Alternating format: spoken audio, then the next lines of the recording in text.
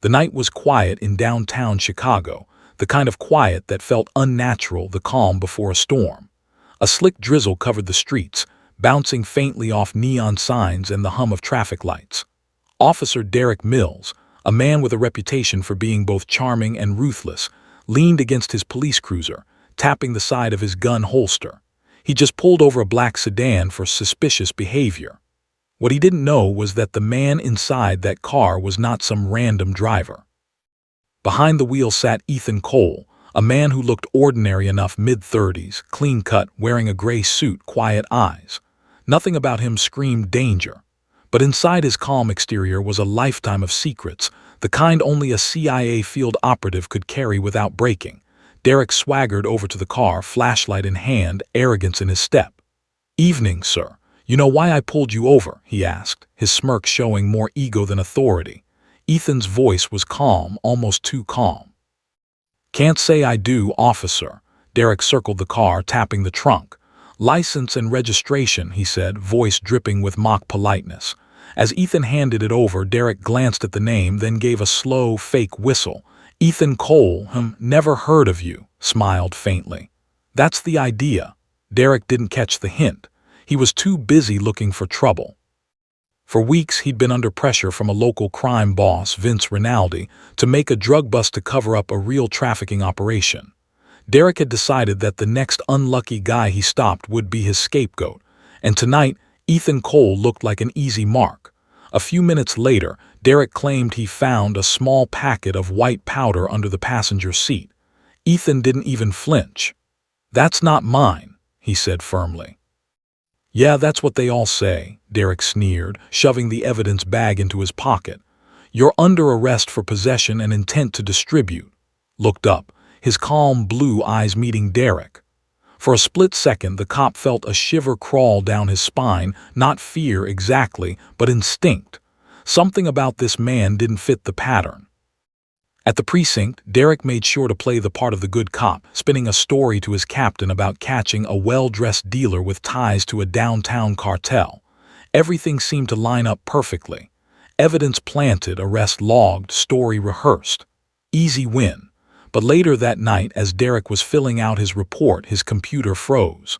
The screen flickered, then went black. A moment later, a message appeared. "Stop digging, Officer Mills. You're in over your head." He jumped, slamming the desk. "What the hell?" He tried to reboot the system, but the message popped up again, this time with his own bank account numbers flashing on screen, followed by a list of offshore transactions. Ones only Vince Rinaldi and his dirty cops were supposed to know about. Then the message changed again. "We know what you've done." Derek's blood ran cold. He looked around the empty office, then yanked the plug out of the wall. "Who the hell are you?" he muttered under his breath. Meanwhile, in a quiet hotel room across the city, Ethan Cole was watching. Multiple monitors lit the space, surveillance feeds, data logs, and encrypted communications. He wasn't just some random CIA agent.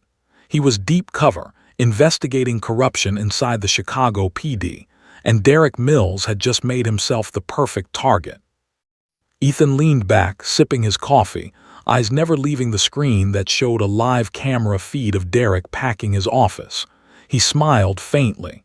"You shouldn't have planted that bag, officer," he whispered. The next morning, Derek woke up to find his car door open and his glove compartment empty. His hidden burner phone gone. Panic set in as he checked his messages. A single text awaited him from an unknown number. "You framed the wrong man." He felt his chest tight. He called Vince Rinaldi immediately. "Vince, we got a problem. The guy I framed, something's off about him. He's not a dealer."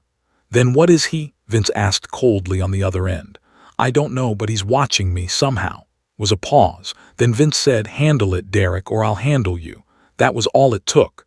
Derek was now stuck between two predators, one in a suit, one in the shadows. That afternoon, Derek went through the arrest files again, searching for any clue about who Ethan Cole really was. But the more he searched, the less he found. No prior records, no address, no employment history that matched. It was like the man didn't exist. By nightfall, Derek's nerves were shredded. Every phone ring made him jump. Every shadow felt alive. And when he finally got home, he froze. His apartment door was slightly open. Gun drawn, he entered quietly, eyes scanning the dark. Then he saw it on the kitchen counter, a small manila envelope. No footprints, no signs of forced entry, just that envelope sealed neatly with black tape. He tore it open. Inside were photos, him taking bribes, planting drugs, meeting Rinaldi in parking lots. And at the bottom, a handwritten note. Confess now, or I'll make sure the world knows who you are. Derek slammed the envelope down, breathing hard. You think you can scare me? He shouted into the empty apartment. But his voice cracked with uncertainty. Then his phone buzzed again. Unknown number. A voice calm, deep, familiar. Mills, Ethan said, his tone cold and deliberate. You've been busy, Derek froze. How did you get this number? That doesn't matter, Ethan replied. What matters is what comes next. You wanted to frame someone, right? Congratulations, you just framed a CIA operative. Was silence. Derek's mouth went dry. What do you want? He finally whispered. Ethan's voice dropped lower, dangerous. I want you to tell me everything about Vince Rinaldi. Every deal, every dirty cop, every secret, or I'll burn your entire life to ash. The line went dead. Derek stood there, shaking, the weight of his own corruption crashing down on him. For the first time in years, the predator felt like prey, and somewhere in the city, Ethan Cole smiled. Derek didn't sleep that night. Every sound from the hallway made his pulse jump. He kept replaying the phone call in his head, Ethan's voice echoing like a ghost. You just framed a CIA operative. By dawn, his apartment felt like a trap. He packed his gun, badge, and a duffel bag, then drove aimlessly through the city streets trying to think. He dealt with drug lords, crooked partners, and even internal affairs sniffing around, but this was different. This was precision. Whoever this guy was, he wasn't bluffing. At a diner on the west side, Derek sat at a corner booth, phone in hand, eyes darting to the door every few seconds. He finally called his partner, Detective Laura Briggs, one of the few people he half-trusted in the department. She arrived 20 minutes later, trench coat on, eyes tired. You look like hell, she said, sliding into the booth. Yeah, well, hell's about to freeze over, Derek muttered, leaning forward. Listen, Laura, you remember that guy I arrested last night, Ethan Cole, she frowned. The one with the possession charge. Yeah, I think I screwed up. Big time. Laura raised an eyebrow. Define screwed up. He's not who he says he is, Derek whispered. He's connected, CIA-level connected, and now he's got dirt on me. He's watching me, my files, my phone, he knows everything. Laura looked skeptical at first, then her expression shifted when she saw the fear in his eyes. Derek, slow down. You're saying the guy you planted evidence on is a spook, he nodded. And he's after me. He sent me pictures, real ones, me with Rinaldi. Laura went silent, biting her lip. If that's true, you're in deep, Derek. You and half the unit. What do you want to do? I need to know who he really is, Derek said. I need access to federal databases, something off the books, Laura sighed. You're asking me to risk my badge for a guy you set up, asking you to help me stay alive. Was a long pause. Finally, she exhaled. Fine, but if this goes sideways, I was never here. That afternoon, they sneaked into a restricted records terminal at the precinct's cyber division. Laura typed Ethan's name into the system, her fingers moving quickly. The screen blinked once, twice, then displayed. Access DENIED, classified level 7 clearance required. Laura's eyes widened. Level 7? That's higher than Homeland, Derek. What the hell did you get yourself into? Before Derek could respond, the screen flickered, then filled with static. A video feed appeared, a man's face blurred out, but the voice was unmistakable. Mills, Ethan said calmly through the speaker, I told you not to dig deeper. Derek's blood froze. How is he doing this? He whispered. Laura grabbed his arm. He's in the system, Derek. He's literally watching us right now. The video continued, Ethan's tone unnervingly calm. You had a choice, Derek. Now you don't.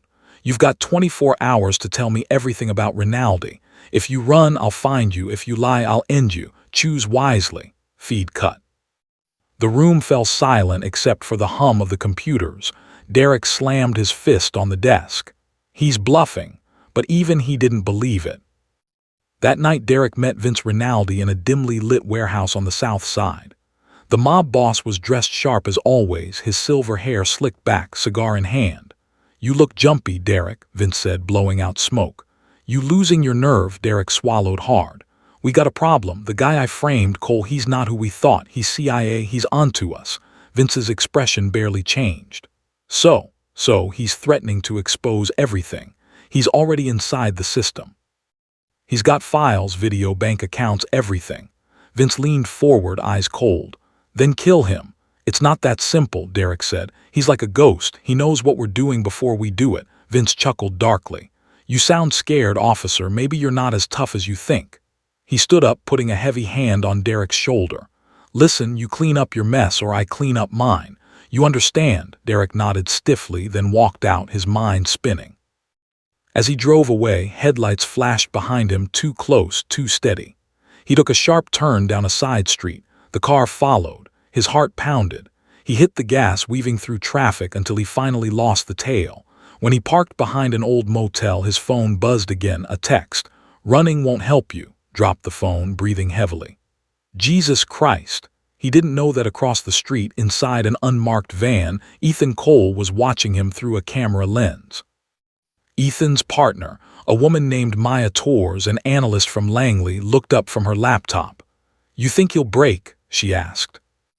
Ethan's jaw tightened. He's already breaking, but I need him alive for now. Rinaldi? Maya asked. The goal, Ethan said. Mills is just the thread I'm pulling. Next day, Derek finally decided to confront Ethan directly. He called the number that had been sending him messages, expecting silence. But to his shock, Ethan answered immediately. I want to talk, Derek said. You're not in a position to negotiate, Ethan replied flatly. Maybe not, but if you want Rinaldi, you need me alive.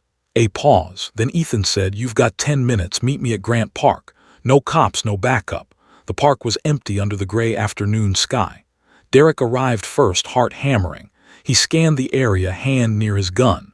Then he saw Ethan walking toward him, calm, confident, no weapon visible. You don't look like a cop, Ethan said quietly. You don't look like a CIA agent, Derek replied. They stood facing each other, tension thick in the air. Ethan studied him for a moment, then said, You think you're the first dirty cop I've seen. The first one to ruin lives for cash. You were sloppy. You picked the wrong man to frame. Derek's jaw clenched. You don't know what it's like down here. The system's rot. You either play the game or you die broke. Ethan's eyes hardened. You had a choice. Every man does, and you chose wrong. Derek stepped closer, lowering his voice. You think you can just destroy me. You want Rinaldi? Fine, I'll give him to you. But once I do, you leave me the hell alone. Ethan's silence was answer enough. Then, out of nowhere, a single gunshot cracked through the air. Derek dropped behind a bench. Ethan spun, drawing his weapon. A black SUV screeched around the corner, Rinaldi's men. Bullets tore through the park. Ethan fired back, taking cover. Derek scrambled to his feet, shouting, They followed me. Ethan growled. Of course they did. They ducked behind a statue as the SUV door opened, and 3 armed men stepped out. The war between law, corruption, and the shadows had officially begun. Gunfire echoed through Grant Park, tearing through the quiet afternoon like thunder. The air smelled of cordite and rain-soaked earth. Ethan's instincts kicked in immediately. He rolled behind a concrete planter, drawing his Glock and scanning for the source of the shots. Derek ducked beside him, breathing fast, his nerves shot. Damn it, I told you no backup, Ethan hissed. They're not mine, Derek shouted back. Rinaldi must have had me tailed. Ethan peeked around the planter just as another burst of bullets shattered the bench they'd been near moments before. 3 men in dark coats moved in formation, automatic pistols in hand.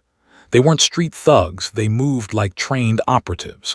Rinaldi had clearly upgraded his muscle. Ethan grabbed Derek by the collar and shoved him down. You stay low. You fire only if you have to. Wait, you're just going to. But Ethan was already moving, slipping from cover to cover with impossible speed, firing short, precise bursts. 2 shots, 1 down. A spin, a crouch. Another burst, second man hit the shoulder, spinning backward. The third ducked behind the SUV, firing blind. Derek stared, stunned. This wasn't just some agent behind a desk. Ethan moved like a ghost, calm under chaos. Every motion calculated, every shot clean. Ethan slid beside Derek again, eyes scanning. You got your gun, of course, Derek said. Then start earning your redemption. Last gunman made a move from behind the SUV.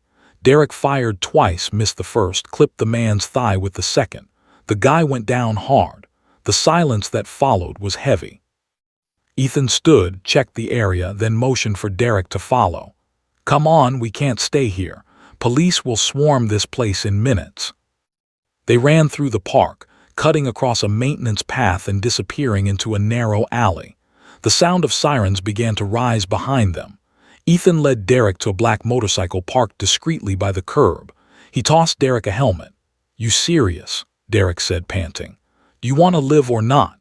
Ethan replied. Moments later, they were tearing through the streets of Chicago, wind whipping past them as they disappeared into the industrial district.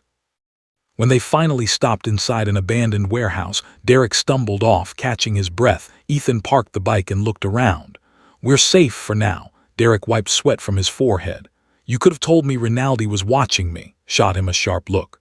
"You could have told me you were still working for him." "That's over," Derek snapped. "After that stunt, I'm a dead man either way."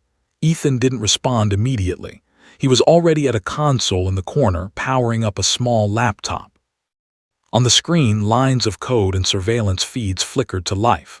"You think Rinaldi, done with you, he'll send more men and next time they won't miss." Derek leaned against a wall, staring at him.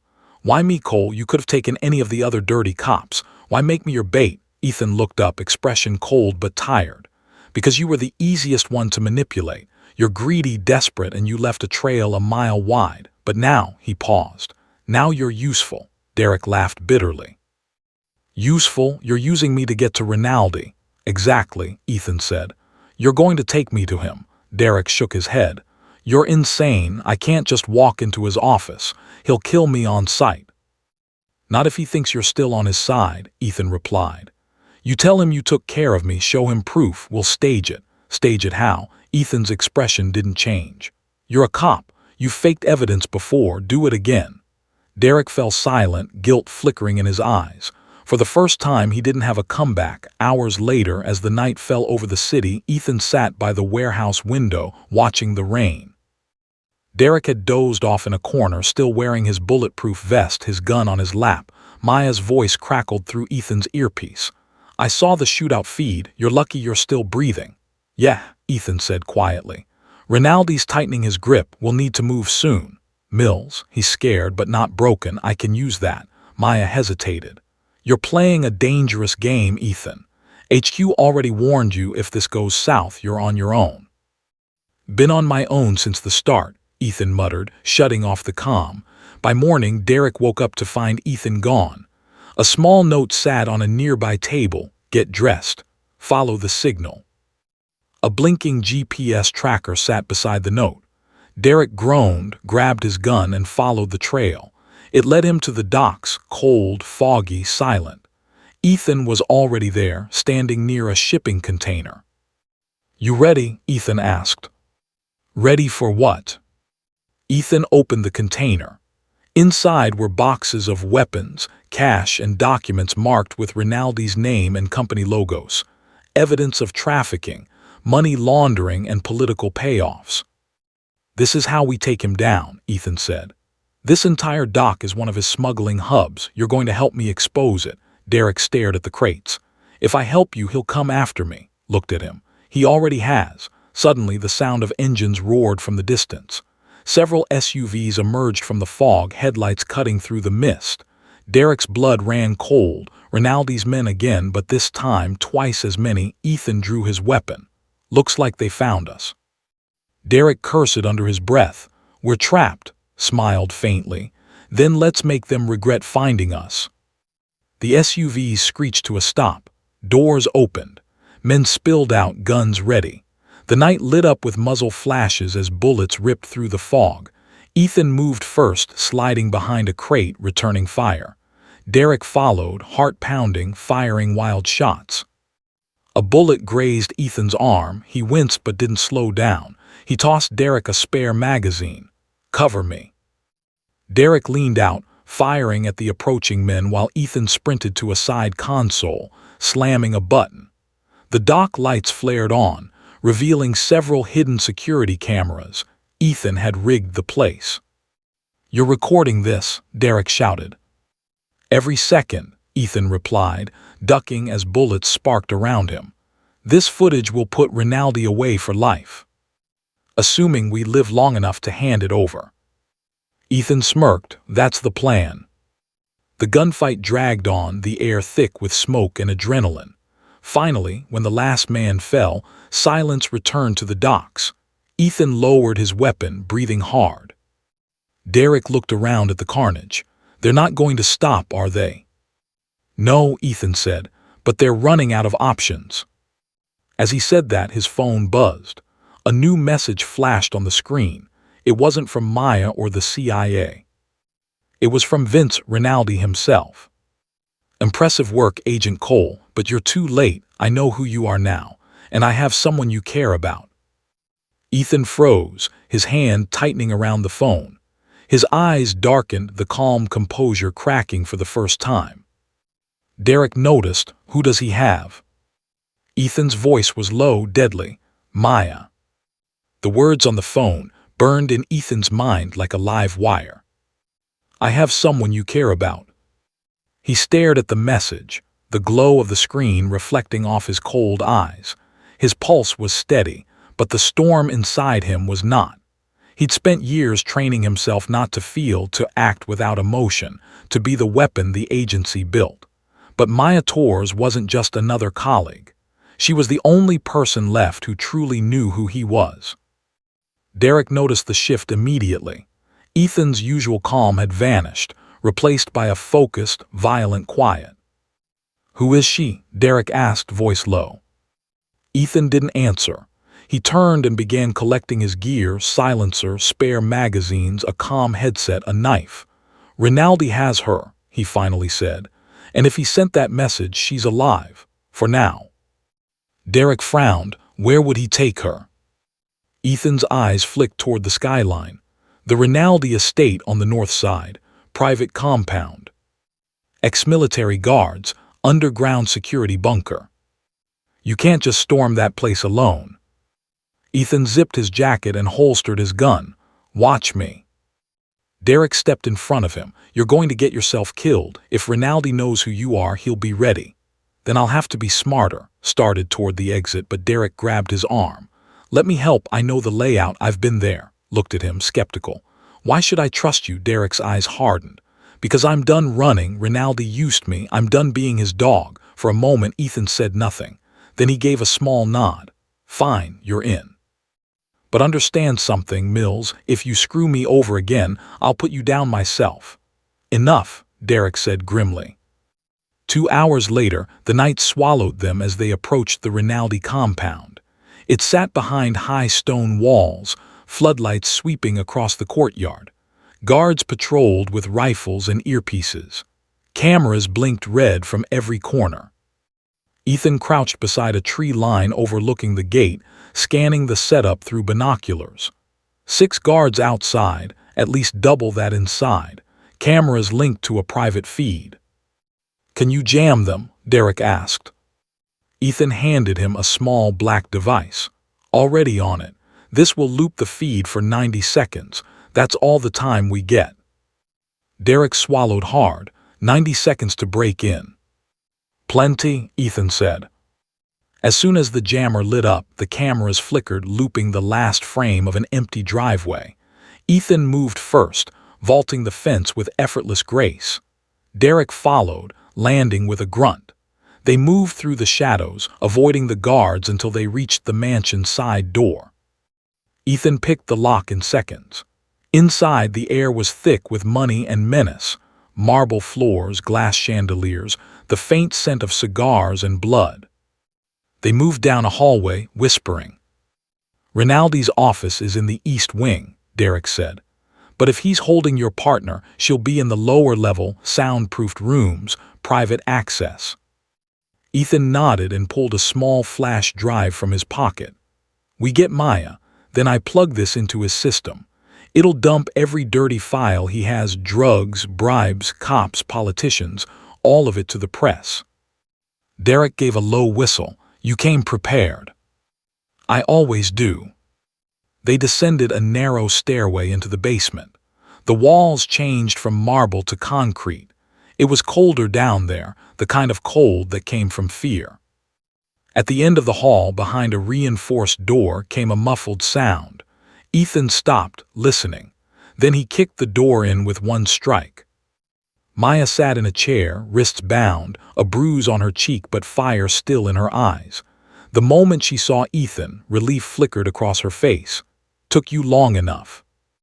Ethan cut her loose. "You okay?" "I've had worse dates," she muttered, rubbing her wrists. "He knows everything, Ethan. He has files, your identity, your ops, even your past assignments. He's planning to sell them." Ethan's jaw tightened. "Not anymore."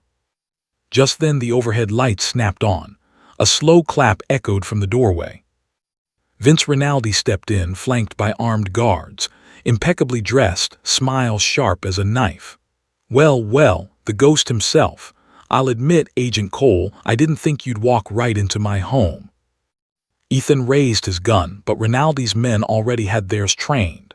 Derek froze, glancing between them. "Drop it," Rinaldi said smoothly. "Both of you." Ethan didn't move. Rinaldi smirked. "I've read your file, Agent. You don't scare easily, but maybe you'll reconsider when you realize how much I know." He gestured toward a large monitor on the wall. Files began flashing across the screen: names, missions, covert operations. Ethan's entire career laid bare. "Impressive, isn't it?" Rinaldi said. "Decades of dirty secrets. Yours, your agencies, the country. Everyone has a leash. I just learned how to pull it." Ethan's eyes narrowed. "You talk too much." Before Rinaldi could reply, Ethan threw his gun to the ground, but the motion was a feint. From his sleeve, he drew a hidden blade and slashed the nearest guard's arm, grabbing his rifle before the others could react. Gunfire erupted. Maya dove behind a desk, grabbing a fallen pistol. Derek hit the floor, rolling for cover. The room filled with smoke and chaos. Ethan moved like lightning, a blur of controlled violence. He shot out the lights, turning the fight into shadows and muzzle flashes. One guard went down, then another. Derek managed to take out one himself, his aim shaky but true. Rinaldi fled toward the back corridor, clutching a small hard drive. Ethan spotted him and gave chase. The two men burst onto the mansion's balcony overlooking the city. Rain poured down again, thunder rumbling overhead. Rinaldi turned, gun in hand. "You should have stayed in the shadows, Agent," he shouted. "This city belongs to me." Ethan stepped forward, soaked and silent. "Not anymore." They fired almost simultaneously. Rinaldi's bullet grazed Ethan's shoulder. Ethan's hit dead center. The mob boss staggered backward, disbelief on his face. He dropped the hard drive, blood staining his shirt. "You think killing me changes anything?" he rasped. "There'll always be another me." Ethan caught the drive before it hit the floor. "Then I'll be there too." Rinaldi smirked one last time before collapsing, his body sliding down the wet marble. By the time sirens filled the night, Ethan, Derek, and Maya were already gone. The files had been uploaded, Rinaldi's empire exposed. Names of corrupt officials, cops, and politicians flooded the media by morning. The city buzzed with chaos. In a quiet diner on the outskirts, Ethan sat across from Maya, his arm bandaged. Derek stood near the door, watching the news on TV.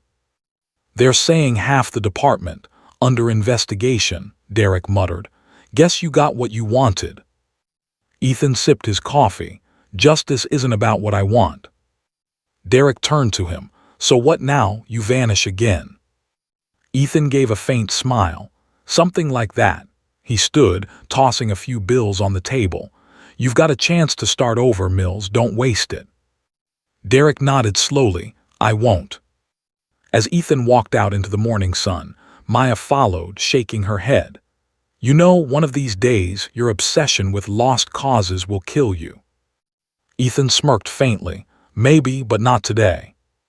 They disappeared into the city crowd, leaving behind the ghosts of corruption, revenge, and the man who thought he could outsmart a CIA agent. The rain had finally stopped, but somewhere deep inside, Ethan Cole knew storms like this never really end.